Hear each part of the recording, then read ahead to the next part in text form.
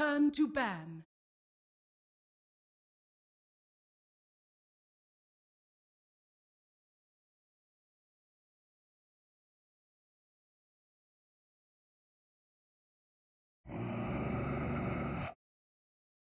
Radiant team ban.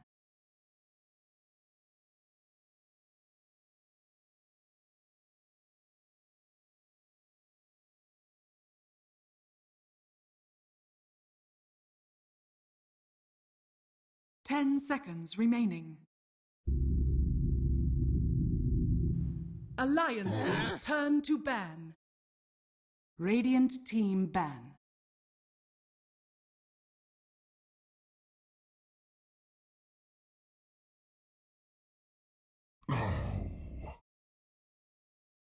Alliances turn to pick.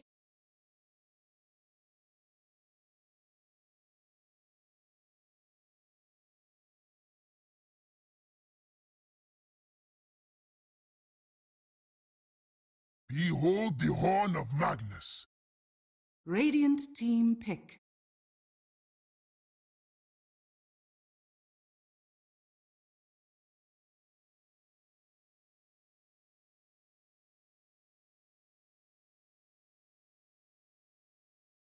Ten seconds remaining. 5 seconds remaining. Reserve time. Earth Spirit. Radiant team pick. Welcome back, ladies and gentlemen, boys and girls. Here we go. Game number 3. Our final one of this series here. Alliance versus Cloud9, the Summit 7 European qualifiers. One of these two teams advancing on to play Vega Squadron. The loser will play Na'Vi. What is a Group B matchup here on Breaky CPK, joined by Z-Rock once again. And now you have the question, what kind of bans we're going to see. Well, they don't ban Earth Spirit. It is first picked here by Cloud9. However, Alliance does get their hands on that first pick Magnus this time around. Reserve time. Yeah, hello everybody. Yeah, they do. Yeah, Abaddon also left open still. So, a bit surprised to see Alliance go with the bans they had. They thought the Silencer was more impactful and wanted to go ahead and just get rid of that. Picking up the mag instead of the LC, as that's also left on the table. So definitely change-ups here from Alliance. Second pick B, but I also like the Cloud9 going the Warlock. Now, they could have gone Abaddon, but I feel like that they would have, you know, really been leaving open the possible then Warlock follow-up from Alliance, and that could have been really scary. On top of the Magnus especially. So instead, Alliance will grab the Juggernaut, though. So very early couple of core options here. Yeah. For Alliance.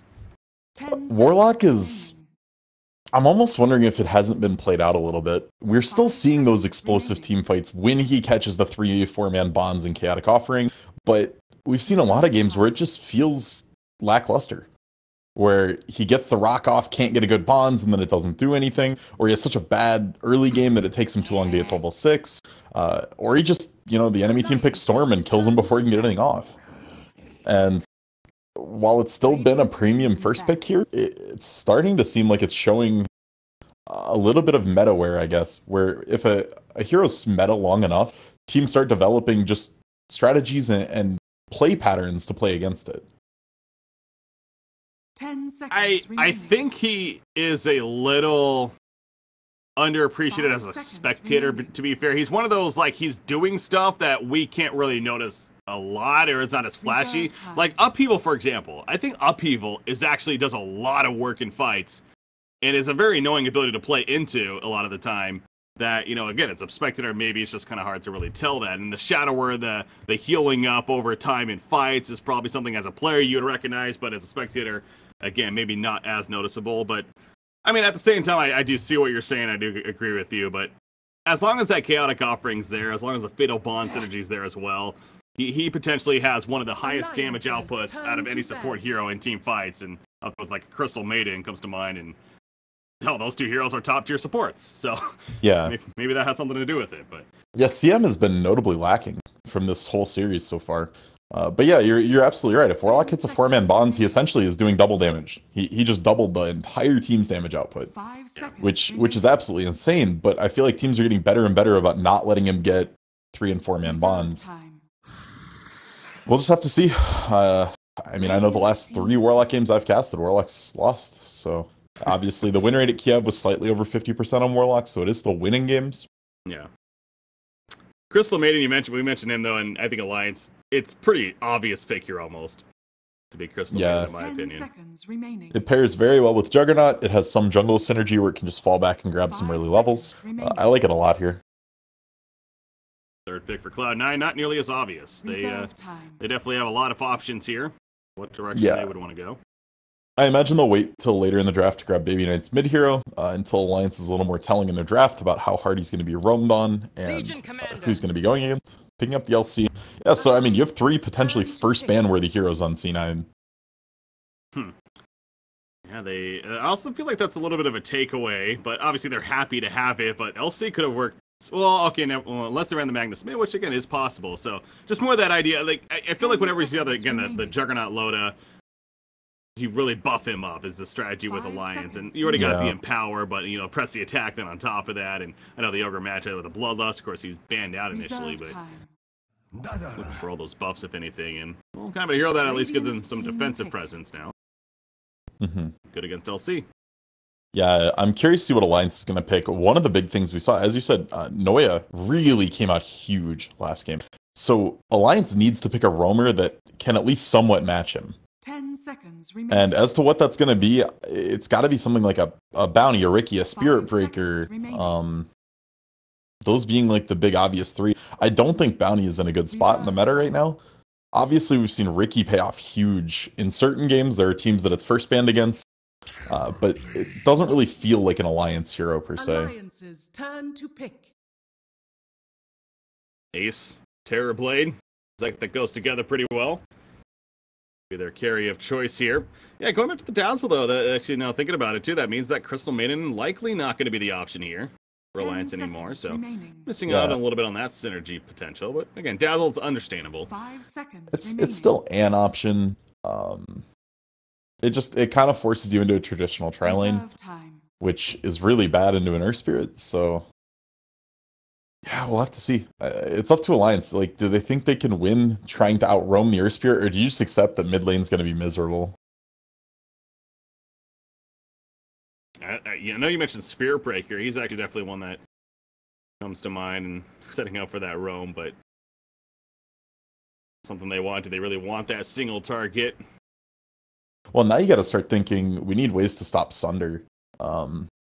Right now, all you have is RP, essentially. I guess you can skewer out to get like a stop the cast interrupt, but you got to start finding whatever that answer is going to be, whether it's going to be in the form of a silence or a stun, or just like a long range mid, something like the sniper or something along those lines that just keeps you at such a distance that you can back off the TB and the sniper's still doing damage.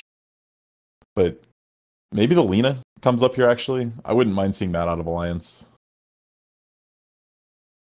Lina here. That's on their mind. Many middle options. His puck play last game, honestly, was fairly underwhelming. It took him a long time to get to the blink. He never really did come online. Yeah.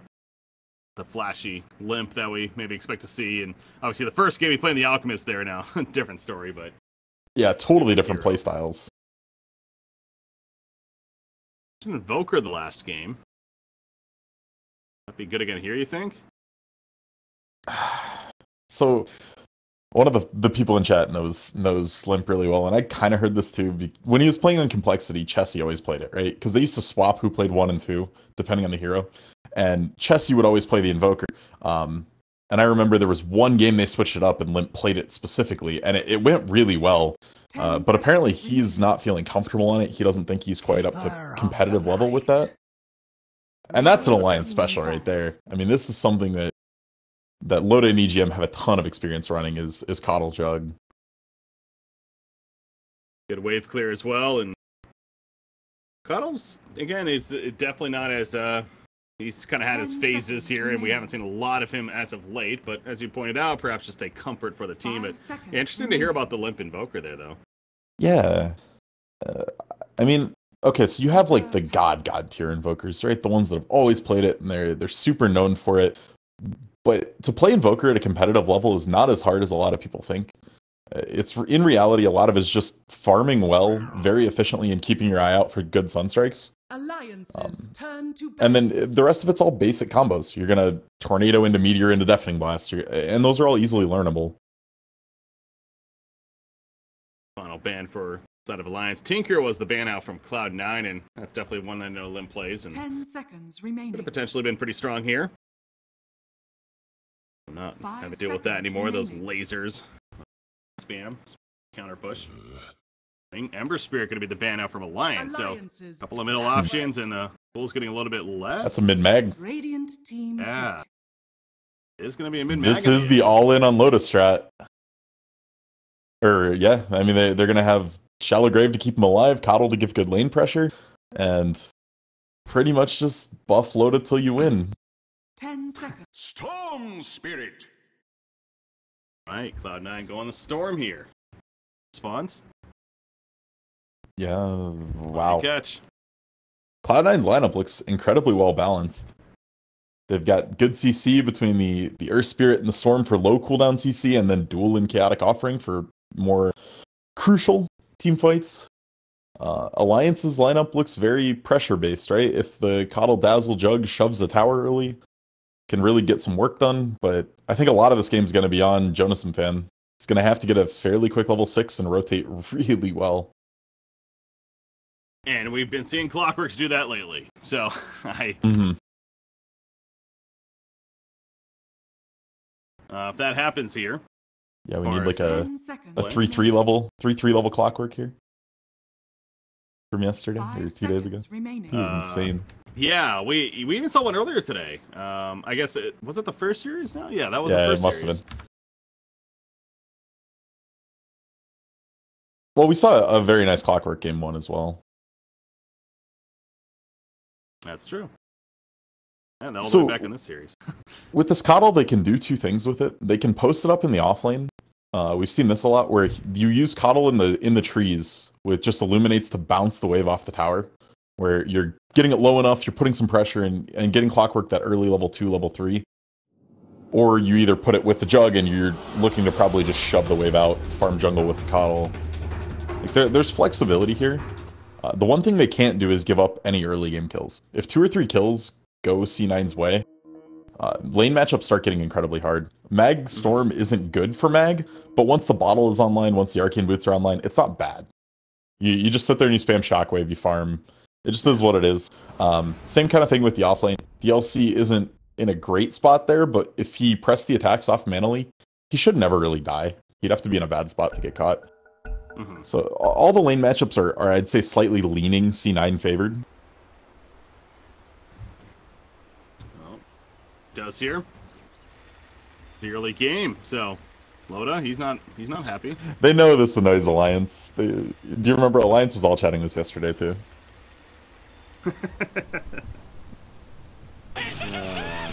I will say, Dota overall is that's been a nice, pleasant surprise. Oh god, I didn't know those were all chat. I didn't know those were either. That's amazing.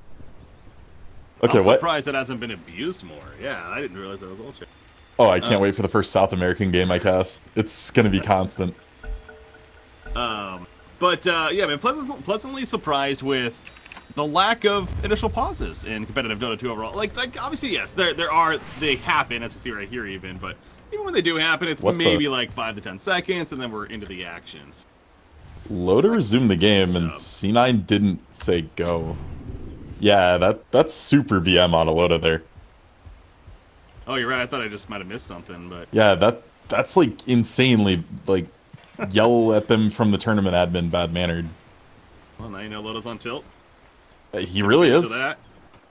This guy, I thought he went back to poker. He's supposed to have this calm, level head. Oh god,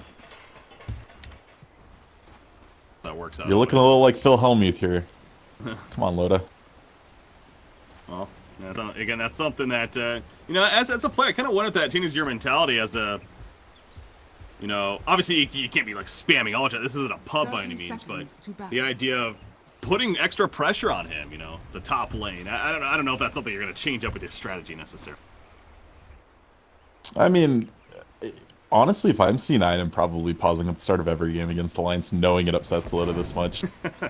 In reality, like, he made it known how annoyed he is by that, and that's something you just can't do. We're gonna see action here already. Those Hanskin's in trouble. Good Cogs. Yeah, the Cogs are going to help him out, but now Jonas fan could be in some trouble. You see Ace running him down with that meta, but I'll take that's not enough. A level 1 win lace on clock has kind of become a staple, and it puts you so far ahead of most heroes in terms of move speed. It is going to burn the Shrine at 0 minutes, though. Use it together. But Hanskin, though, on the Keeper of the Light, as we usually see, is going to end up in the long lane here initially. Aggressive support laner, got that nice 355 move speed himself with that Windlace. Trying to make a play on Earth Spirit, but he's a little too quick. More pros, I think, need to start using direct movement commands. We just got them added maybe like 8 months ago, and it wasn't a super televised feature, but it basically lets you say you want to move in X direction, you'll run until you get blocked. Oh, there's still action. Let's see what happens here first. Right. he missed the roll, unfortunately, on a Jonas fan, so couldn't really follow that up. So what this lets you do is if there's something blocking your path past where you're clicking, you'll still move in that direction until you get to what stops you, instead of Valve trying to path you around it. And where that's really nice is like when Earth Spirit rolls, he loses his collision size for a second. And if you have direct movement on, you can actually run in between him and stop him from rolling anywhere. But if you have normal pathing on, you really can't click through him very easily. Yeah, forced to go around him instead. Mm-hmm. Baby Knight taking a little bit of the creep wave here. Limp trying to take advantage of that. Kind of runs at him, but excuse me, Baby Knight keeping his distance. And gonna be fine. Limp does have that poor man shield though to go with the Quelling Blade, and he's feeling pretty confident with his early farm here. Yeah, rush that wand out as soon as possible too. Really just mitigates so much of the damage out of Storm early game, and gives you a ton more mana to spam. Trying to make a play on Jonas fan right here.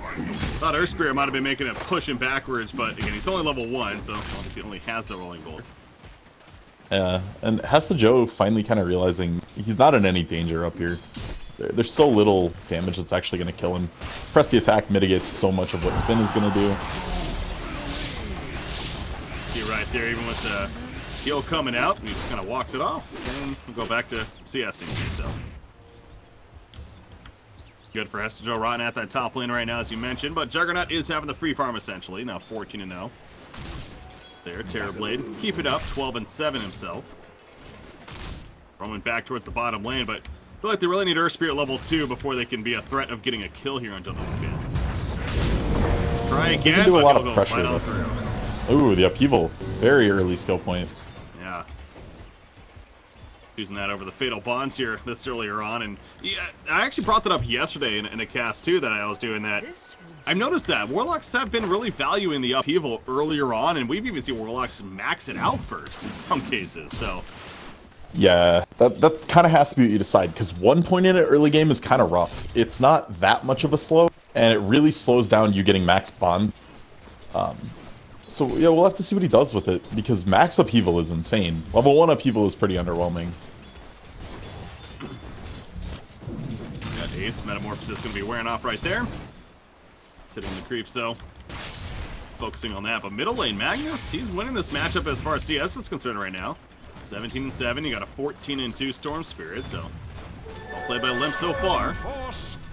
Yeah, the X Factor is entirely on Noya. If he comes once, it can just totally destroy Limp, and that gives Baby Knight the lead he needs. Yeah. The CS difference is because Baby Knight went to go grab a DD. Tower is under attack. Has that now, and looking to put in some pressure onto the Magnus. Meanwhile, over here again, the bottom lane continues to be plenty of potential action. Battle. Illuminate on through. There's a barrel roll. This one will connect on Jonas Fan, but he has Cogs, worst case. You can use them right there to block them out. And he cuts on through. So trying to do a little bit of jungling in the process, but not going to give it up easy. Meanwhile, top lane, Hesta Joe Rod, he may be dying right here. He may want to get himself killed by neutrals at this point. Dire's top tower is Here's what he decides to go for. Yeah, making the play for the Ancients. EGM going for the block. Let him get hit once, you can go. still get it. Last hit. Oh, they're tanking him. Oh, EGM. Nice job, EGM there. A little bit of a block, grabbing the aggro off the Ancients. Yeah. I mean, stealing the kill, jerk. But other than that, pretty right. good. Kill secured, I like to say. That's the first blood for Alliance. So yeah, they were competing for that bounty ring. I don't know if that was the ultimate point of Jonas getting and that Finn. low, but battery assault catches Warlock by himself. Get out of tower range. Their Spirit decides to join. He only took one hit for the tower, looked like right there, but now he wants this kill four. and rise, damn it. Was it a couple more? Okay. Yeah, it took like 4. That was rough. If he just moved to the top of his cogs, he doesn't take the tower hits. Probably still dies, but I think he gets Warlock. Radiant's top tower is under attack. Said he doesn't, and he ends up falling in the end. So much for the aggressive play that Jonas Finn has been doing, and ends up biting him in the ass that time around. He is back now with full life, ready to go. Sounds really painful. That's got to be all metally and ugh. It's a dental visit waiting to happen there. Something you want to be doing too often, yeah. Well, don't die. Sure. Words of wisdom there from Breaky, guys. Oh. Don't die. That's how you play Dota. That's how you win Dota games. Don't die. Oh man, I after this cast, I gotta dig through replays and find you games where the carry never died and the team still lost, because I know they exist. Oh, they definitely do. There's one that comes to mind. There was I want to say it was BSJ actually for Team Freedom when he was playing for them. He went like 0-0 and I think it went 0-0-0 actually, and they lost. Yeah, I've seen some Chinese games too where the guy's like 12-0-6 or something and just never dies as he watches his throne fall. Like, is this how this game's supposed to be played?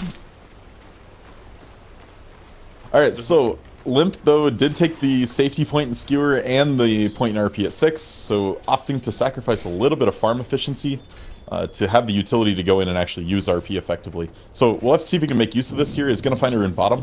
Could potentially take it bottom, try to kill off Ace before the Sunder comes online. But going back to mid to farm. Nope. Instead, he wants that guaranteed farm, so as pointed out, we'll head back there. So Ace has a little bit more breathing room now as a result of that. Look at Dazzle's stash. Okay, it's on the courier now. Most everything on that courier is Dazzle's. Oh, wow. He had nothing but a TP scroll in his inventory, and I'm like, he got first blood, what happened? And then check the courier, and it's basically an entire medallion, ward. Stupendous. Even as a raindrop, like, that's living the good life as a support.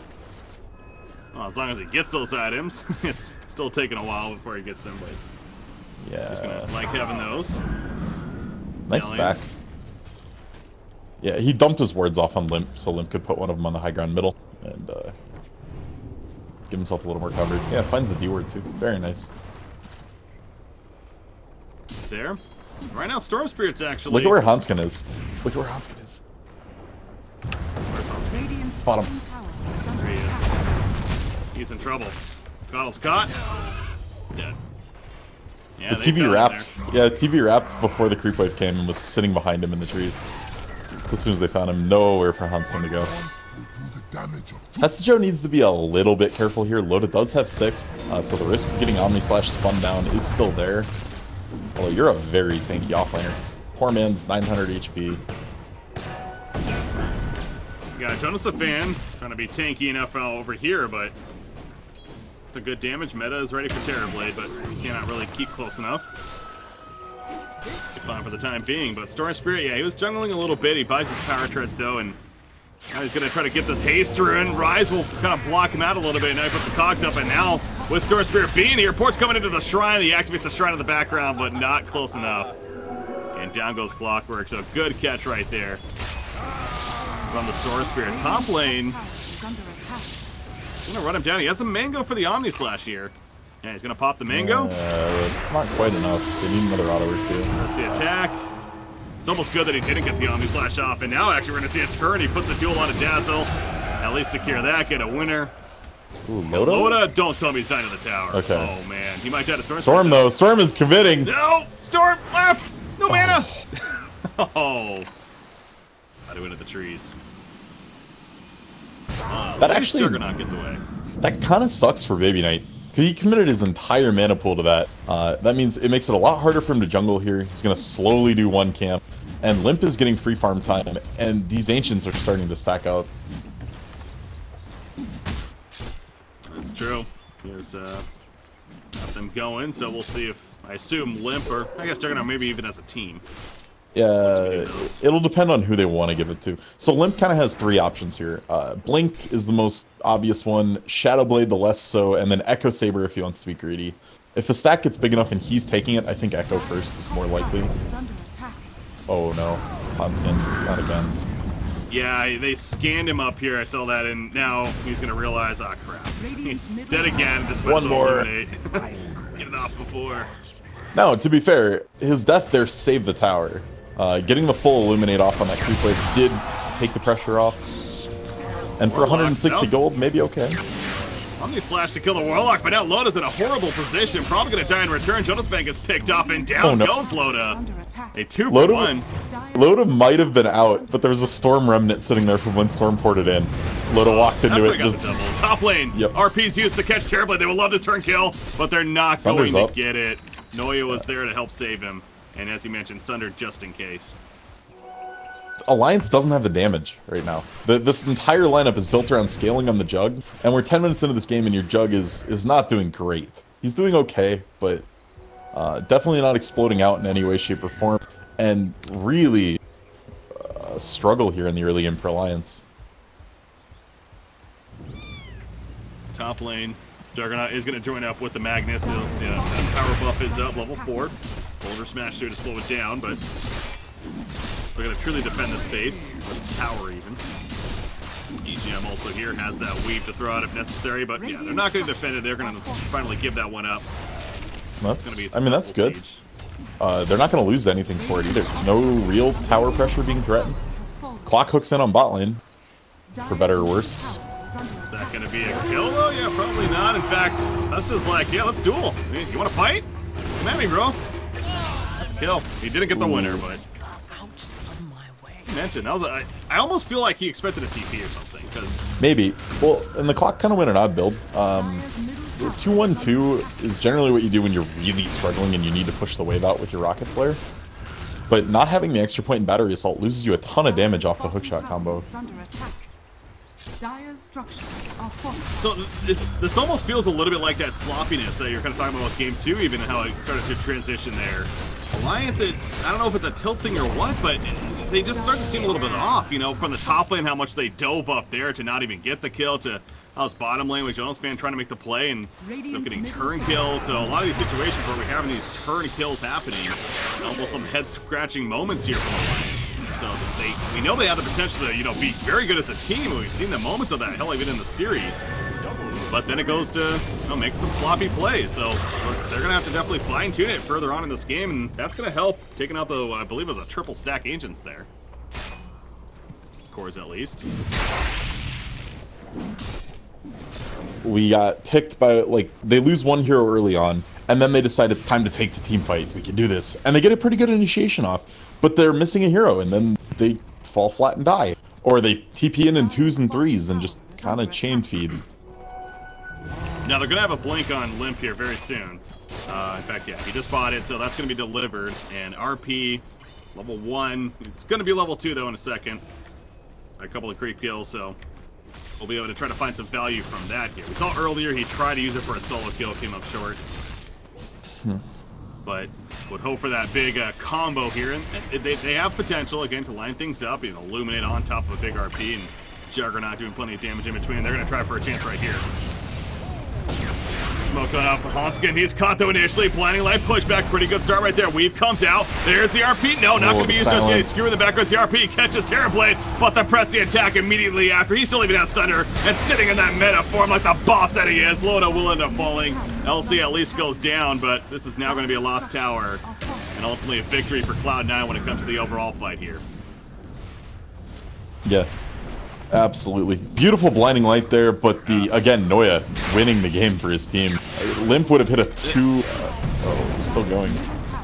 Well, I was going to say, this is them kind of hanging around maybe a little bit too long, although Baby Knight, he is actually now, you know, somewhat in trouble himself, but now Jonas Fan going to get picked up back here, and they will kill Baby Knight, so they do get a little bit of a treasure out of it. Yeah, you're content with that. You were going to lose that tower. Killing Storm, very, very huge. Oh man, that was chaos. I'll take that as tribute. Yeah, again, Alliance just lacking the damage. It's really hard for them to find enough to actually bring a target down. Omnislash did almost nothing in that fight, but Noya's silence on the RP. It would have been a 2 or 3 man RP. The skewer right into a solid empowered Omnislash, and Noya just snap silenced Limp as he blinked in. was wondering what took so long to get it off there. Horn of the realm. To be fair, if you're gonna get a solo target, you know, ideally Terrorblade is the best one, but he just kind of stood there in that meta form, and it didn't really take any damage as he mentioned the Omni Slash, not doing a whole lot. I mean, you look at Juggernaut, he actually didn't even have his Yasha going into that fight, so there is then the question, should have Alliance been looking to even go for the fight in the first place? In hindsight, obviously probably not. But well, I think what they're thinking is if we just give that up uncontested with everything up, when can we fight? Load is so far behind. Yeah, you're farming now that Max and Power is up and Load is trying to farm as well. But when does the game get okay for you? Chaotic Offering isn't going to change. The LC Storm Terrorblade is obviously going to outscale you. They need to be able to take fights like this and at least get something out of them. Positive on the other side for Cloud9. We got Terrorblade again. That Dragonlance finish as mentioned. The Manta Cell for him. Coming along fairly nicely. Legion Commander. No blink just yet, but have a creep killer, so he will have it actually. Although, we could be seeing some action up here. They're going to try to skewer on him backwards. They do so. Press the attack. They're going to commit the RP to this Omni Slash on top of that, and it will be a dead LC before he could get the blink. So that's actually a clutch kill indeed for Alliance. Slowing down a key item there. Mm-hmm. Yeah, it was like 12 gold off. Yep, basically one creep kill away, like I said, so not much longer. What have we here? Wait for Just look at that. the difference in carry net worth. It's basically an entire Dragonlance ahead on the TB right now. And I've talked for a while about how Jug, if the Omni Slash doesn't... Ooh. Can I get him? Trying to catch, obviously. Hook shots up if he burns all his mana. A mana. little more difficult. Okay. But yeah, no, if Jug isn't killing things with Omni Slash, then the only other option with the Juggernaut is to, like, fall back and Rice till he's 6 items. But how do you do that against a Storm Spirit Terrorblade LC? Like, that's a huge Tricore. That's true. It is tough to fight into that or against that even and just try to just freely farm around it. But Storm Spirit, speaking of him too, he is going, of course, that Bloodstone, and he almost has it actually. Mm-hmm. He chose to get the full power tread so he can't break up those arcane boots, but he will have it here very shortly as well. And Yep, that's going to be some key definitely. items. Mentioned the blink on LC too. I think the next tempo point here for Alliance, obviously when they see a good fight, they're going to take it, but the next spike they're going to have is when Loda finishes up this Manta and probably the Diffusal would be my guess is what's coming next. Once he gets to those, Empower is adding a ton of damage. That's kind of his next big spike in what he can do. He did choose to get the 175 health talent, by the way, on Juggernaut, so again, has that Empower, if anything, to amp his damage quite a bit already, so not overall as concerned about getting said damage talent because of that, perhaps. But on the other side, Terrorblade the same thing. He, too, goes more of the survivability, getting that 6 health regen. Yeah, it's just so good. I mean, 6 health regen means you don't have to commit an item to lifesteal or regen, like a Perseverance or something early on. So it really smooths out his early game. Bloodstone finished right there. Again, the blink has been picked up by LC as well. Hester Joe Ronnie's waiting to use that new toy of his. RP's back up. It's going to be a huge deciding fight here. That's the target. Ace, and they want to go for this. There's the RP coming out. Press the attack, though, in response. Chaotic Offering as well. And now Ace using the Thunder on a Dazzle, actually. And the duel on top of him. The evasion's coming out, but it's not going to be enough to survive. He will go down the pull-in onto Limp. Meanwhile, Loda on the back lines has that killing ward up, trying to save himself as well as his teammate, but it's not going to be enough for Limp. And Loda has to just simply run away. So again, trying to take a fight into them and Illuminate. That does connect. It catches the butt of Earth Spirit, but enough to take him out. All right, the sleeper broken person in this game. Hanskin's almost at his Ags. All right, that's a good item to have. He's at more net worth than Clockwork right now. That's the second time, though, we've seen the press the attack in response to a solo RP Terrorblade. Yeah. And it almost just, it basically makes the RP useless at that point.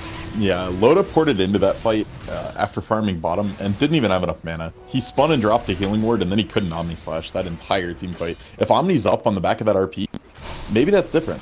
You might kill TB because when the RP came out, Mana Leak was on Terrorblade. It moved him enough that he couldn't Sunder.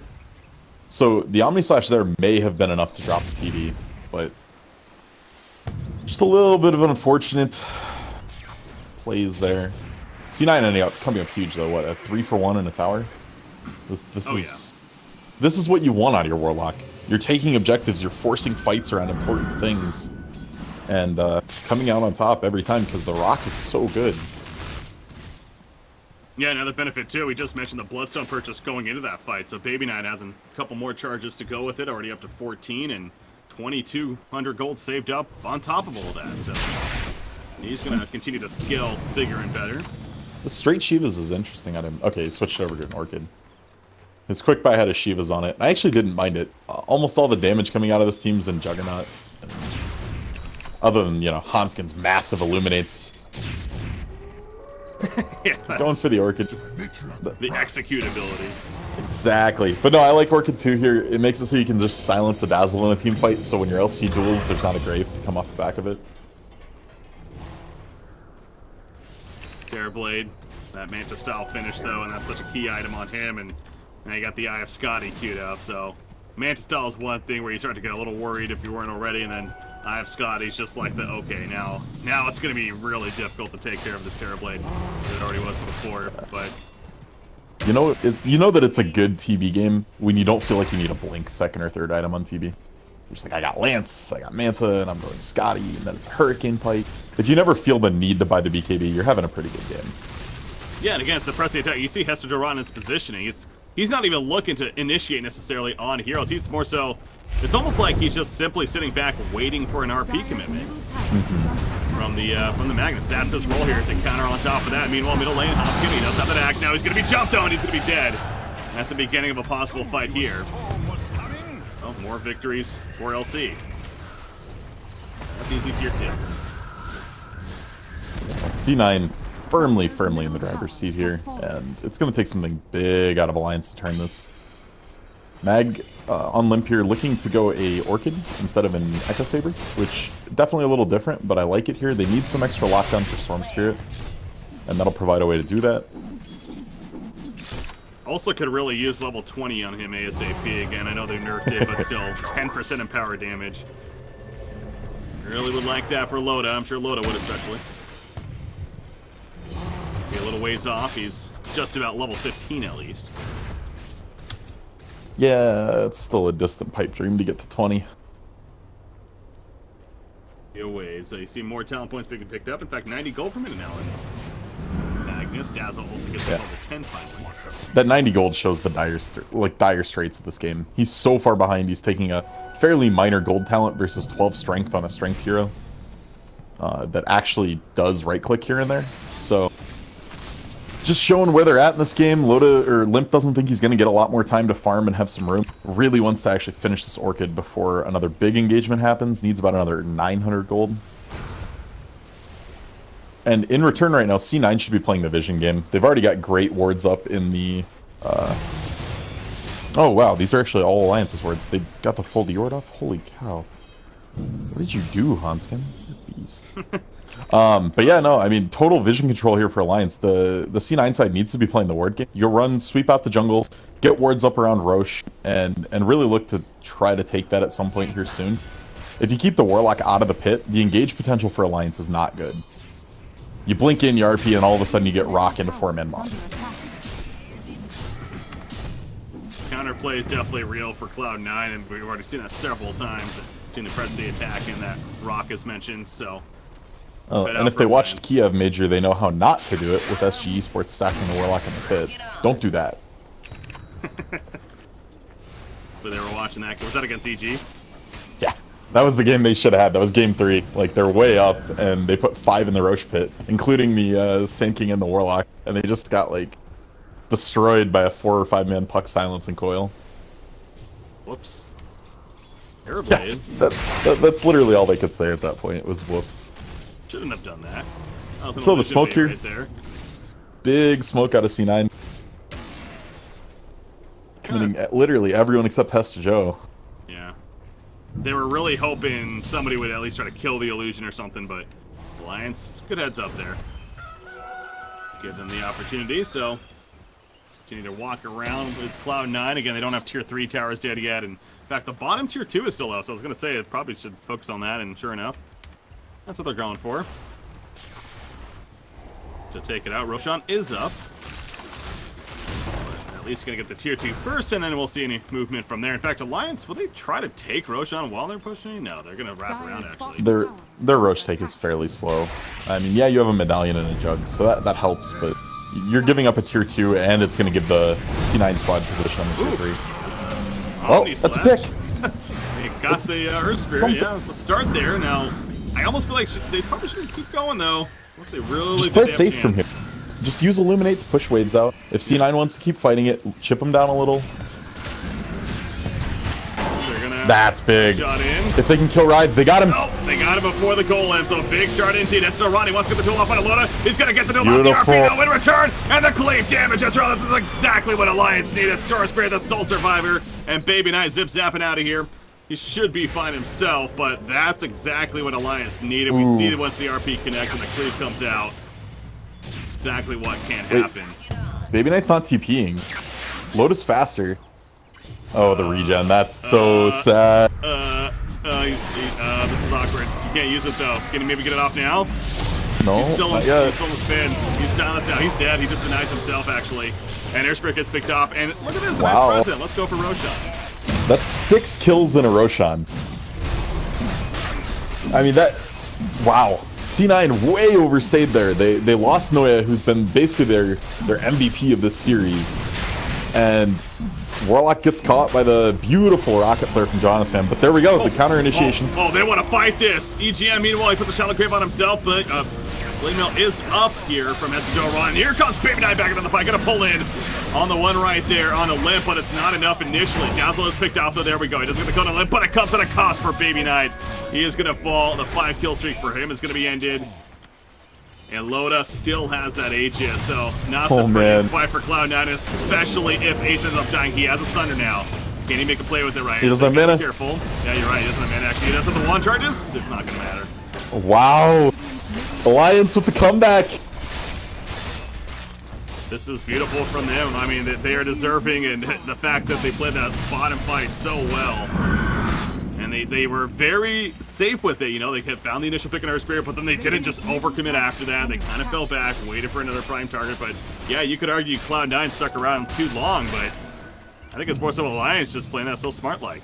Yeah, it was both, but absolutely well played from Alliance to not just throw bodies in after they got the pick on Noya. And we saw what almost could happen, right? Rise hit such a huge bomb with that rock. And, I mean, Baby Knight cleaned up like 3 out of the back of that. But after he died again, his Bloodstone's down to 8 charges. And they're looking to go again on him. Yeah, it's going to be down even more. It's down to 5 charges. That Orchid from Magnus here on Limp paying off huge. Key item for sure. Definitely the go-to, and now you got a Juggernaut that is... You need creeps arms. Really farmed. He's got Aya Scotty queued up right here again. That was the Empower buff. Limp, by the way, is getting closer to that level 20 now. Also, how big that's going to be. So Terrorblade, he still hasn't finished his own Eye of Scotty. We're talking about how that was just going to be such a deadly item for him to have. Now their base is being pushed in. This is that exact power spike I was talking about. The Manta and the Diffusal got done on Loda, and that's instantly when they took the fight bottom. And really showing how much damage that can do when coupled with Empower. They're not afraid here because Aegis is still up. They got the RP ready to go on the back lines. And Rock's down. And Rock is down, exactly. So Loda just spins on top. It's tier 3 and probably going to fall back and do shrines now. Look at the net worth graph. This had to be like a 15k swing in the last few minutes. Yeah, almost 11k in 5 minutes, 4 minutes. Yeah, into 11k there. Maybe even a little bit more with nuts. the updates. Yeah. Pretty big swing, and it all comes out of the bottom 5, but as you suggested, the pick up of the Diffusal Blade and ready to fight, and that mixed with finding a couple of key targets. Now, the Scotty choice here on Jug is interesting. The main reason to go Scotty is its base stats. Base stats are buffed by Empower, so very nice pickup there from him. But the alternative is you're going to run out of ways to lock the Storm down once the BKB comes online, is eventually going to need an Abyssal Blade. So you're kind of, which one do you want to go first? Scotty presses the advantage a little bit more, and if you can keep the Storm off of BKB, it's very good. Which, that looks like their game plan. He committed to the full Scotty, not even saving buyback. They tried to catch the Storm Spirit down here, but he makes his way up before. But yeah, as you mentioned, the Eye of Scotty purchased by Juggernaut, and why save for buyback when you got all this momentum here? Figure you're going to be pushing anyways. What they thinking, I'm sure. So yeah, Cloud9, they're going to have to evade if anything, and try to wait for yet another Roshan. I think is kind of the key right here. Try to prevent them from truly pushing into your base. And the third Roshan is definitely going to be telling of where this game's at. Dire's middle Yeah. tower is under attack. I mean, the big thing for Cloud9 is they need their fights to be set up. They need them to be clean. So whether that's being aggressive, pushing into a building with 3 or 4 Terrorblade images, or being in your own base and setting up this nice image into rock defense in your base. But TB needs time. He can't just fight on a dime. He wants to have 3 illusions when he metas. Basically his Manta +1 at least. And really needs to have that all ready to go. Radiant's So they bottom can't take tower these is skirmishes in the jungle. They can't get initiated on. They need to decide what they want to do and execute a very clear game plan. Terrorblade really wants to finish that Eye of Scotty before another fight breaks out here, but again, only level 16. You compare that to the other side of the cores, 21 especially on Juggernaut. Almost 19 on Limp there. But Storm Spirit has definitely been going up quickly, almost 23 actually. But again, his item's not necessarily the flashiest anymore because of the 5 charges on the Bloodstone. Yeah, this is always the risk. And this is why some people quit going Bloodstone on Storm. They'd go loaded like Lincoln's into Orchid or Orchid into Lincoln's instead. And then the deaths feel way less impactful. Yeah, you lose a little bit of mana regen, but you just fight better. And it doesn't hurt as bad when this happens. It almost makes that net, the fact that he's second in net worth, it's kind of not really, because 5 Bloodstone charges really, so. Yeah, it hurts, and Juggernaut, he's even got now the Butterfly queued up here. Already another 2,300 gold saved up. In fact, he buys the Talisman of the Evasion. Secret Shop, and he'll kill the final shrine now. Top right there. So Cloud9, the map is going to be pretty dark, kinda. They did a good job of getting some aggressive wards up. Let's take a second and just look at the team's net worth here on C9's side. It's so top heavy. It is all on Storm and TV. Johannesson, or the LC here by Hestajo is actually behind the Coddle at this point. Like, it really just has been given no resources in this game, and playing it a lot more like a support. As you said, sitting in back and waiting for a blink press the attack versus a blink duel. And it's not quite what I would expect to see out of an LC or what I want to see out of an LC. For the earlier parts, it was working on, but now with where the game's at, you would have liked him to be more of the aggressive. Yeah. Sure. Yeah, it's still useful. Dire's bottom tower It's just they've got to execute better. Radiant's top barracks Top are lane, under load him, he's in. Any wards put down, he'll drop the rain tracks quickly. Jeez. So much Turn the damage. melee. attack. Spirit gonna fly on in, but Loda doesn't even flinch. He's like, yeah, okay, he flashes, do your thing. There's the duel coming out. The RP in response, but they got pushed back with the blinding light. Not the synergy they were looking for. Chaotic offering, the Alpiva on the midst of it. The Omni Slash bouncing around. LC and Warlock are picked up back here. We do see Storm Spirit a little far pushed up. LC will buy back now. AC is still alive, still has the Sunder ready to go. Nobody dead yet on the side of Alliance, though. Shallow Grave, I believe, saving somebody right there, maybe even himself, but now Baby Knight going back in. It says Shallow Grave this, it's not going to happen. And down goes the Dazzle, press the attack on Baby Knight, allowing him to get away. Thorax And out is of a bad spot right 8 HP. there. Okay. Radiant's top It does go down. I was going to lose it. That catapult missed 3 times before it connected. I was just like staring at that, ignoring the team fight entirely. Radiant's Wow. bottom Buyback tower LC. is under attack. All right, I thought that was going to go disastrously when the blinding light pushed the TV out of RP. Oh, it's so sad. Oof, that's a sigh of relief for Hanskin there. Yeah. Oh, So man. And I mean, those two have been friends for so long. I'm sure they're, talking crap to each other right now. Oh yeah. You have to, right? Them and Jonas Fan go back to the old school Han there. Oh, yeah. But no, it shows how strong Jug is now that he's getting close to 6 items here. This is when I think Jug is best. I think he's one of the best 6-slotted carries in the game. And we got to see a really creative thing that's been talked about a little bit by Caster.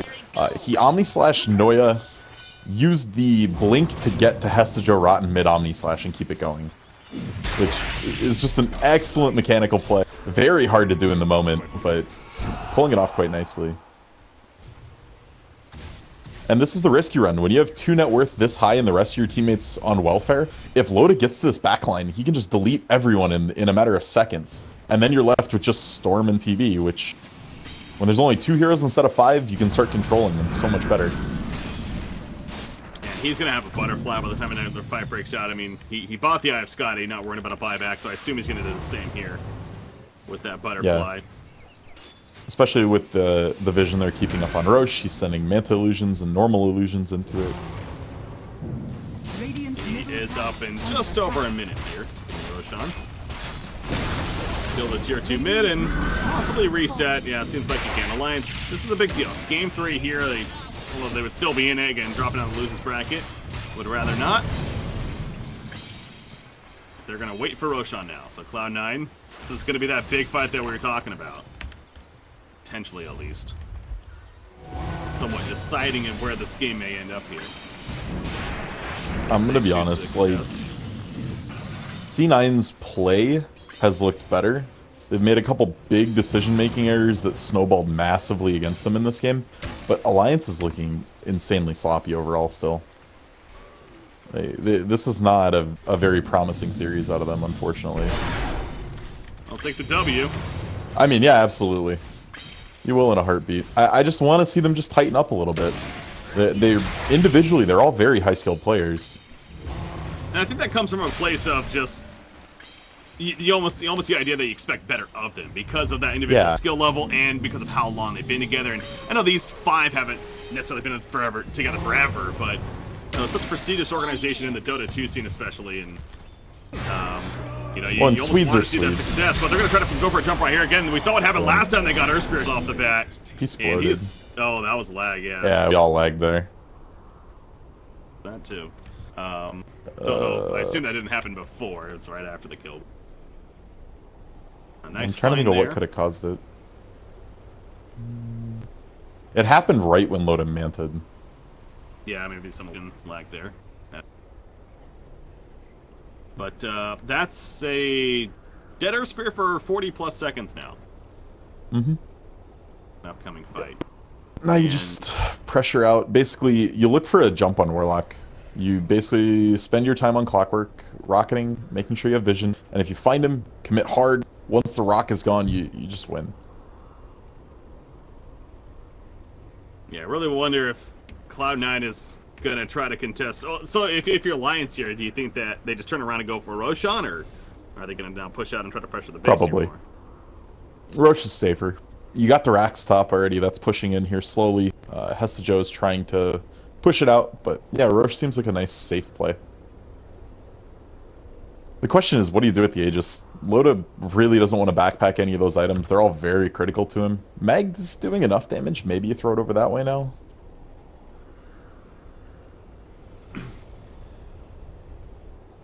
The players zoom in here, getting back into the game. Still need the dazzle. Good to go. There we go. Reconnects and fun game number 3 to finish things off here. On this series, at least. Again, we do have one more series after this, guys. We got Empire versus NIP coming up next, and that's what I especially am looking forward to. Yeah. Like, honestly, this series was just giant question marks for me. But in reality, I figured it'd come down to whoever threw harder. The next series is still just like totally unproven lineups. I'm super stoked to see what they can do. Swing gonna miss on the hook shot. Stormspirit able to evade death right there. That was close, but NIP is somewhat newer roster, and then Empire, they coming off some recent success, of course, that DAC qualifier for that even. Looking pretty good, so yeah, that's going to be a fun matchup there, but we got this one to finish, and... Is Storm going for it? Is he going? Is he going to go? He's zooming out? No. Nope. He just picked up by Loda, and now you reset if you're Cloud9. Yeah, alright. It's done. Fall back here. No buyback on Baby Knight, by the way. Just bought a Shiva's. I will say Storm is probably one of the heroes that got nerfed hardest by the Roche pit changes. When Roche was in the other spot, he could always Remnant on the high ground, and it would give vision for a long time on Roche. And so then he could time the steals better and do stuff like that. There's no high ground around this Roche. It's just like a wall, a cliff. Yeah. Yep, it's difficult to sit on the outside from and be ready to sneak in. And I think that's for the better, you know, the idea of just sitting on the cliff right there.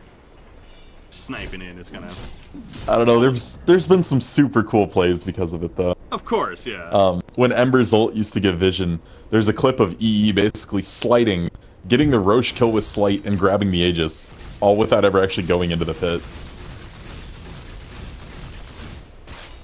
Magnus, he has an AC now, and nice enhancement for the team as a whole. We mentioned again, he's well beyond 20 now, and has a buffed in power here.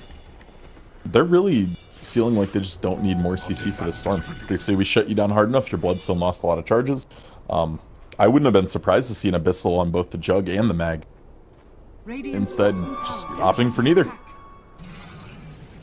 Well, it's these last 20 minutes or so, more so like 10 to 15 minutes, if it worked out for Alliance pretty well.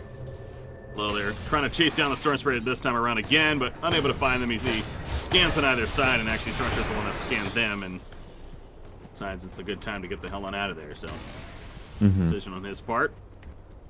Now Alliance, again, when do they make their move? They have the Aegis on Juggernaut. Yeah, you just siege. Yep.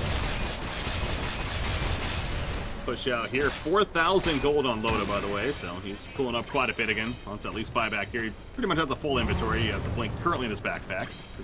There. God, backpacks are so nice, man.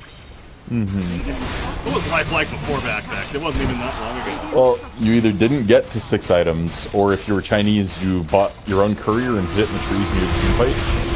Duel, there we go. They're trying to get Loda killed right off the bat. It's taking quite a bit, though. He's spinning on top of the chaotic offering. Messenger Ron's gonna end up falling with the kill. Loda's gonna be big. Get the Aegis at least. He's no, the Shallow Grave. Gonna save the day, so they'll still need to burn through the Aegis, but now Limp. He's trying to run away throughout this. Swing, get him at. He actually used the RP. Yeah, he missed right there, though. But there goes that Omni Slash's message. The Blinding Light pushback, and now Loda going right back in. No buybacks on the 3 heroes that are dead, including Storm Spirit.